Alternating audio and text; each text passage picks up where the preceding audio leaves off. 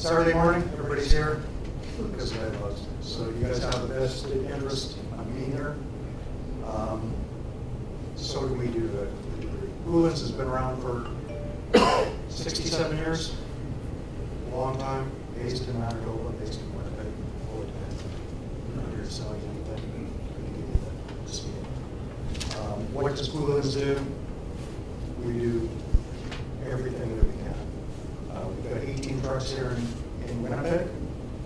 We're also branded, so there's probably 22 vehicles on the road. For Bedbugs, I'm going to just key in on that. I'm not an expert. I'm surprised, as people saying. Other people are saying that they're experts out there. We experience it day in, day out. This is what we do. For inspections, if we go out there and inspect, we who are in the industry are 30% accurate. So you pay us to come out there. And we've got a 30% chance of inspecting or to find it. And here's the problem. He's got pictures. I've got bugs.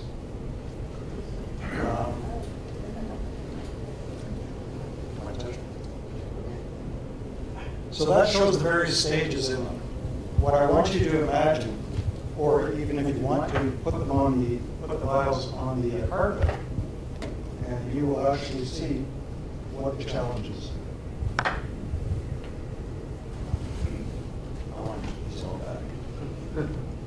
But these are the various stages. So we're talking about the nymphs to the various stages of them.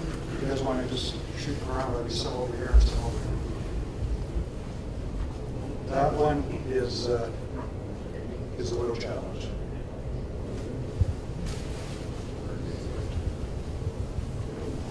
So hence the 30% accuracy.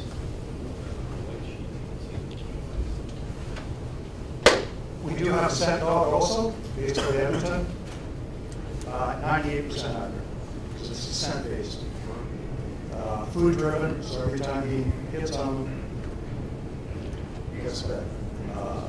Hits on eggs and live bugs.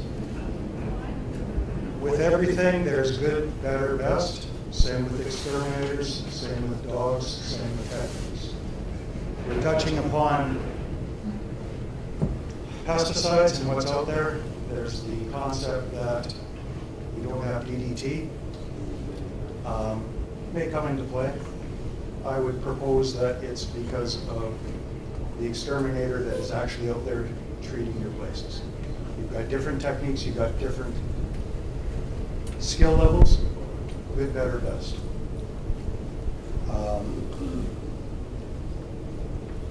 That's all I'm going to say on that. For Woolens, we've got 2 different main types of treatments, chemical and heat.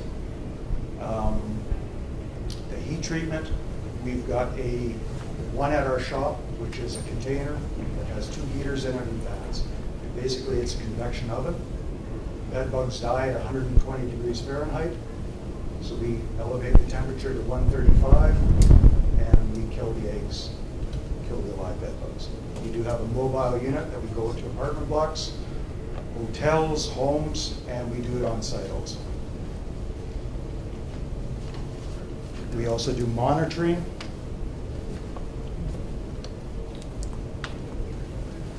And the monitoring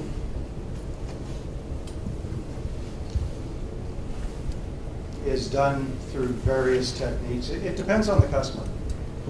You've got the basic understandings of bed bugs and how to treat them, but they have to be tweaked to the individual locations that we're treating at. Hotels are different, apartment blocks are different, homes are different. Depends on what the customer wants. The 2 things that we have found, there's lots of things out there. Bed bugs is a huge industry, and there's things coming out all the time. Everybody is referring to these things, and these are called the climaks. And if my kid, God love him, if he ever moves out of my house, goes into one of your properties, this is the one thing I'm going to give him. These things go underneath the bed legs, go underneath your couch legs, and any bed bugs that come up that are attracted by the heat and carbon dioxide, they're going to get stuck in the outer realm. For you, with tenants already out there, much the same. If somebody stops sleeping in their bed because they've got bed bugs they're getting bit, and they go out into the couch, out in the living room, they're going to be leaving the bed. They're going to get stuck in the outer, or in the inner circle there too. So it's a great, great tool. Got the normal size, and then some people have the 4x4 foot posts, the wooden posts. That was developed for that. But we're using this one now and the other ones. Bed bugs are attracted by two things: warmth and carbon dioxide. One thing that we're using now is dry ice. When dry ice dissipates, releases carbon dioxide. Fantastic tool. 95% accurate in attracting bed bugs. Unfortunately, the problem with the dry ice is if bed bugs aren't hungry, it's not going to attract them. It's like you and me. If we were just at McDonald's, got a couple of Big Macs, we aren't going to go for a couple hot dogs afterwards. Bed bugs feed twice a week on average. So if they just fed within a day or two, they aren't necessarily going to be attracted to that. In fact, I'll embarrass myself.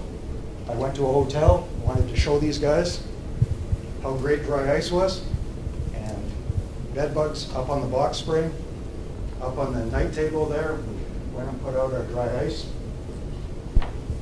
Came back the next day. There's nothing in the damn things.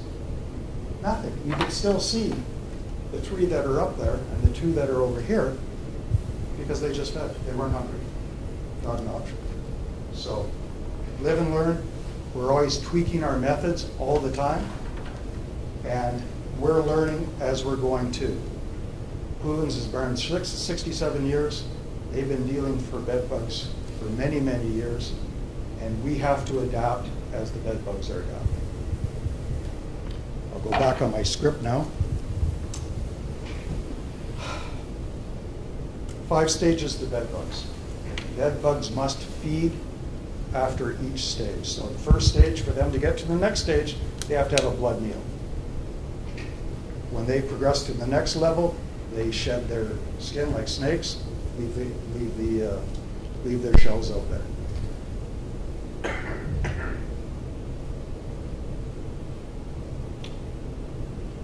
Adults, how long do adults live? Maybe 10 months, maybe a year and a half because they go dormant. Every environment that the bed bugs are in are different. So what we're doing for one client may be a little different than if we come to your place. One client house might be older, seniors. They have their thermostat up, nice and warm environment. Bed bugs are going to produce a lot quicker. You've got a landlord over here that wants to keep his temperature down because of the heating bills. Bed bugs are not going to develop as quick. The eggs are not going to hatch quite as quickly. Generally, we say that we'll go back into a retreatment 7 to 10 days, 14 days later. If it's a colder environment, we're going to say 2 weeks. You're going to talk to your buddy and says, well, he was just here, a week afterwards. Different environment, we're going to tweak our skills. Females generally lay, there's all different information out there. We're going with females lay 2 to 5 eggs a day, consistently. 200 to 500 eggs in that female's lifetime. The temperatures are going to affect how many they're producing. The eggs are going to hatch depending on the temperature. If it's a really cold environment, they aren't going to lay any eggs below 50. Now, one thing to understand too with bed bugs and how they breed is it's called traumatic insemination. So the male basically pierces the outside shell of the female. Females generally don't like that. So when you get into a larger environment of bed bugs are generally 2 to 6 feet away from dinner. So if I sleep in my bed every night, bed bugs are going to be on my box spring, on my night tables. They're lazy like me, they're going to be close to dinner. They're going to feed twice a week. The higher the population gets, the more that they want another food source. The females are going to be impregnated more. Because all the bed bugs do is feed and procreate and nest. The females, after they're getting impregnated, decide that they don't necessarily like that. They're going to be running away from the males. We were doing an apartment block, and the bed bugs were in place, we were told, for well over a year. We've never recommended taking off drywall or anything. We were doing the dry ice treatments. We were getting these things overflowing with bed bugs. Put in the dry ice, we'd come back the next day. We were doing this every week. We were chemically treating along the baseboards every time we were doing this. Come back a week later, overflowing. Decided, okay, let's open up some drywall. Open up drywall 3 feet off the ground, 6 feet off the ground. On the exterior of the building, concrete wall, 8 feet up, top corner, we found bed bugs. Our feelings are that it's the females that are trying to get away from the males. Bed bugs still need to feed 2 to 5 times a day. Life expectancy, I guess the females decide, let's get out of here. So bed bugs, if not dealt with, are going to grow significantly, are going to get in behind the drywall, and it's extremely challenging.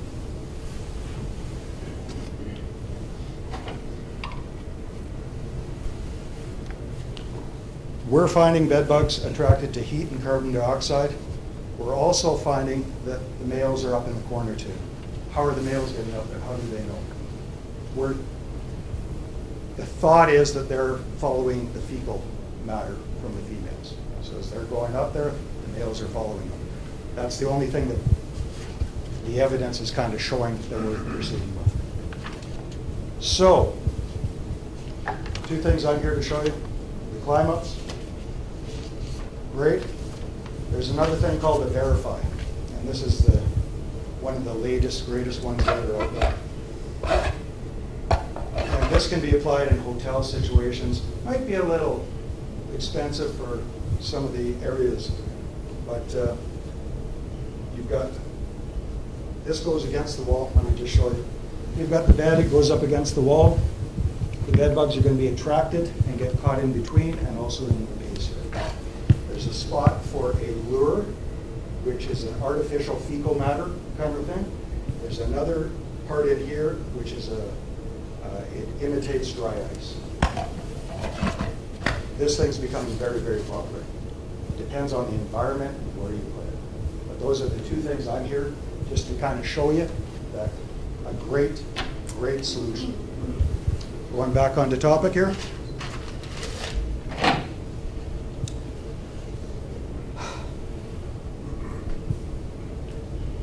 What we were talking about, or what other people were talking about, is when to deal with bed bug issues. Let me give you some scenarios here. The one where we found the bed bugs up in the wall, they had bed bugs for over a year. So they're getting in behind the wall cavities, and after they get into those areas, how do you pull them out? It's very, very challenging.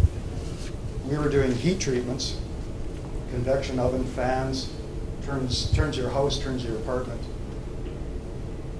into a convection oven. We can't get our heat in behind the walls.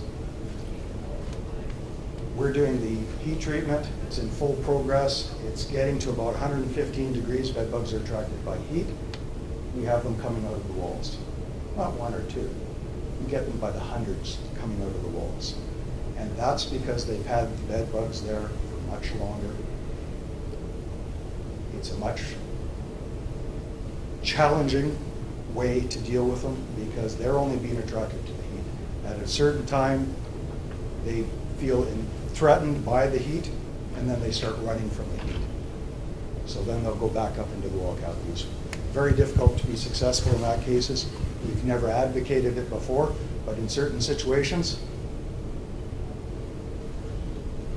demoing the walls are going to be required. Never said that before. It's a challenge. The best way that I put it is it's like the brakes on your vehicle. Once you feel the brakes are starting to go, best to deal with them then.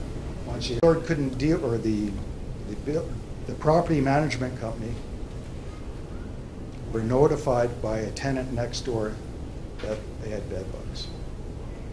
They went into this lady's suite that passed away, that were waiting to, or they were waiting to get permission to remove furniture, and the place was infested. We asked the brother to clean up the place, gave them our prep sheets. We came out there. They wanted to do the heat treatment. We came out there. We said, this isn't prepared properly. Gave them another week. Wasn't prepared properly, gave them another week. 2 weeks ago, we got in there finally. Did the heat treatment. We were doing chemical treatments throughout. They're in the walls. We're going to be having to cut open the walls, and we're going to have to go back in there and do more treatments. The heat is a great way to knock them down. It's not going to solve the problem. With the heat treatment, actually with any treatment, we've turned down jobs because we aren't going to be successful. It's the onus always falls on us because we didn't get rid of the bed bugs. Best analogy that is out there is with dealing with bed bugs. It's a three-legged stool.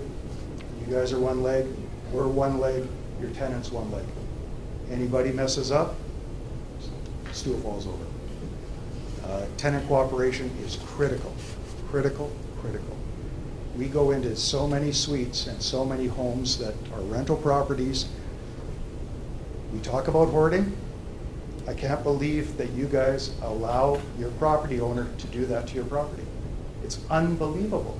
You guys have to get in there and inspect these things.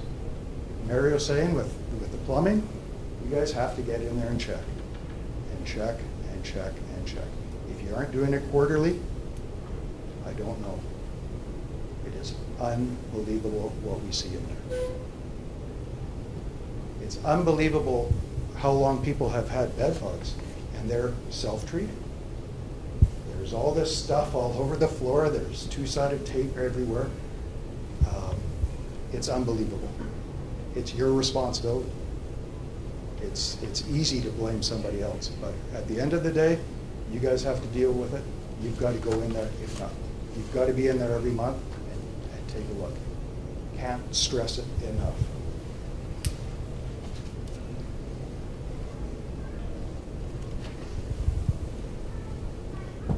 I'm tempering my words because of the video.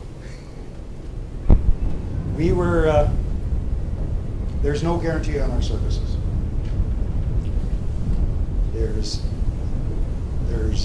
I'm going to say there's good, better, best on everything out there. Other people guarantee their services. We can't control the environment after we leave it. We can't. So there's no guarantee on our services. You guys can keep on spending your money and keep on spending your money. Unless you guys are going to deal with it with your tenant, we can't be blamed for it.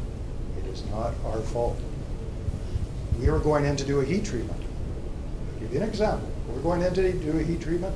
The tenant is there.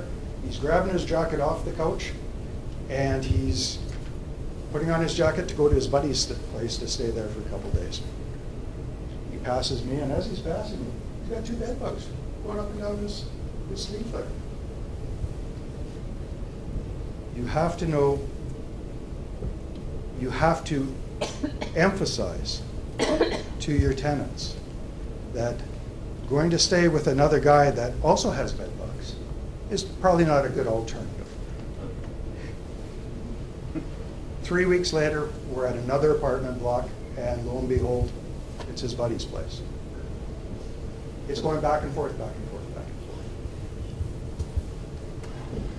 Not your fault, but you have to make your tenants aware of what they need to do. At the same time, you've got people that are getting treatments done, they're going to a hotel to stay. I treat hotels too. Are they infecting the hotels? Possibly. Are they bringing them back from the hotel? Possibly.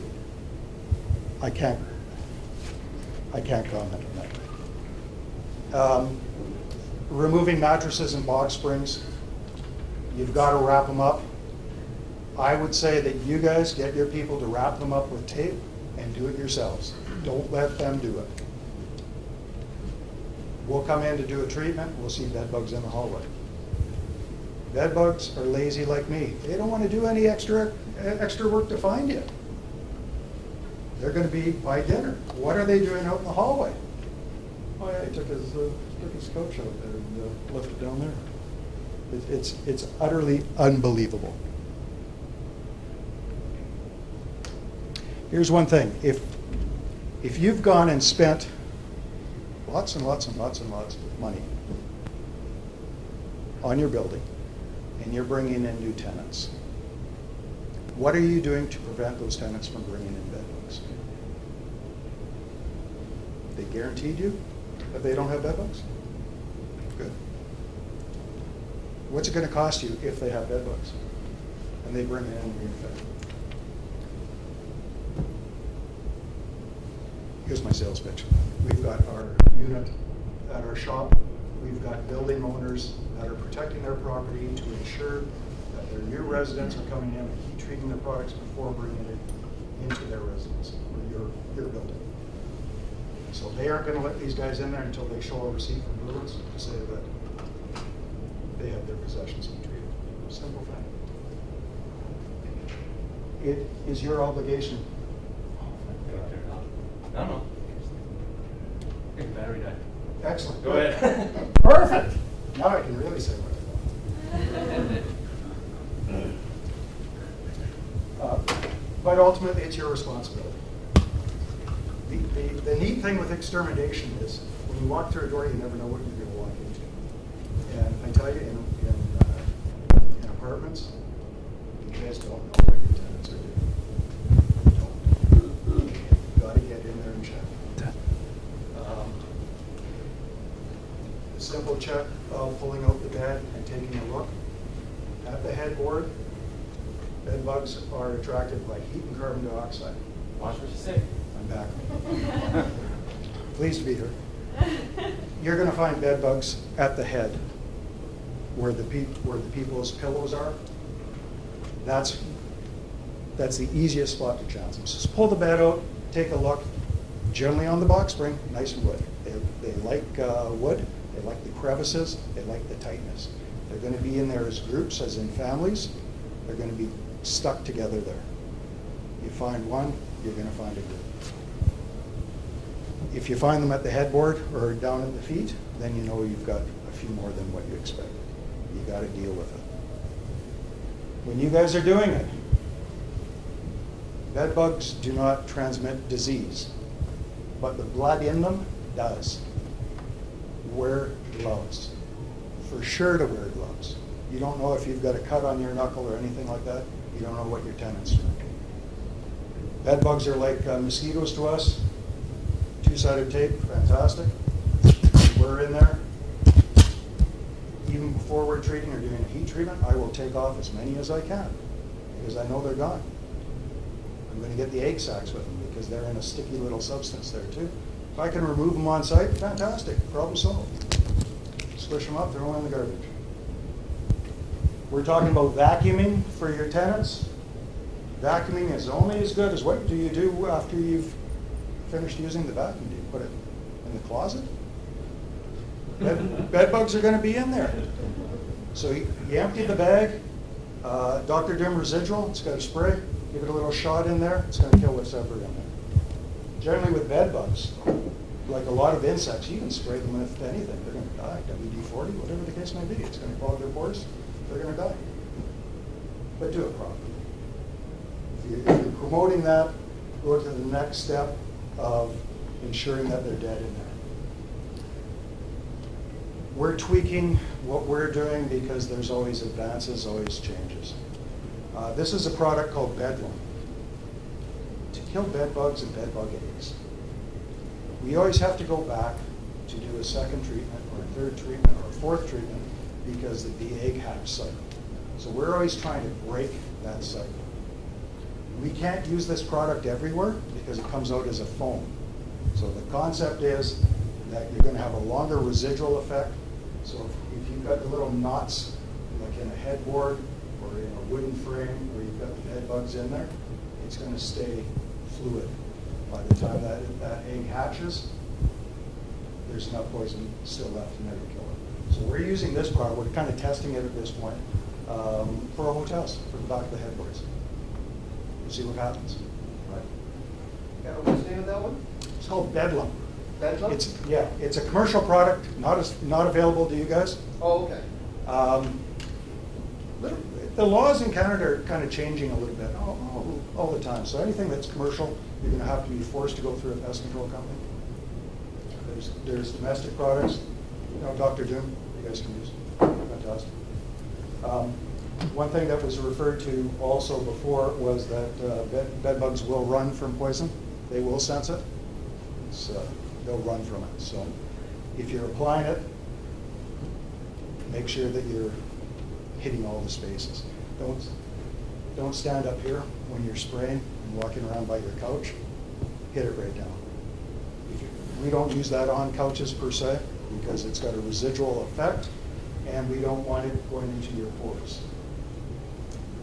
Speaking of spray, sometimes customers will come back at us and say, you guys were in here and nothing happened. You didn't do anything. It doesn't smell. It doesn't have that smell. The first time we go into a place, we use a Dragnet product, which is a water-based product that we spray around your baseboards and maybe underneath your furniture where we're seeing some stuff. It's not coming into contact with you. Then we use a spray, which is called a pro aerosol spray. That's got the smell in it. That's a kill on contact.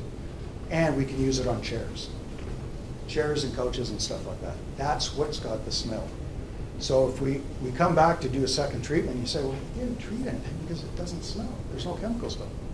Thank goodness, because that's a kill on contact. So we use that on what we can see. So if there's not that smell, then we didn't see a lot of activity, but we still applied the product along the baseboards.